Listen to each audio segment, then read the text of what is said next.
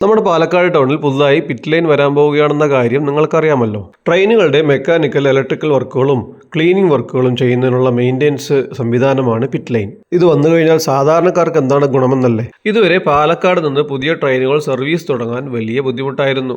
Train യാത്ര അവസാനിപ്പിച്ചതിന് ശേഷം വൃത്തിയാക്കാനും കോച്ചുകൾ പരിശോധിക്കാനും ഷൊർണൂരിലേക്കോ ഈറോഡിലേക്കോ കൊണ്ടുപോകേണ്ടി വന്നിരുന്നു. പിറ്റ് ലൈൻ വരുന്നതോടെ പാലക്കാട് ടൗൺ സ്റ്റേഷൻ കേന്ദ്രീകരിച്ച് പുതിയ സർവീസുകൾ ആരംഭിക്കാൻ റെയിൽവേക്ക് എളുപ്പമാകും. ഇനി ചെന്നൈ, മുംബൈ, ബാംഗ്ലൂർ, ഡൽഹി പോലുള്ള പ്രധാന നഗരങ്ങളിലേക്ക് പാലക്കാട് നിന്ന് തന്നെ നേരിട്ട് സർവീസുകൾ തുടങ്ങാൻ കഴിയും.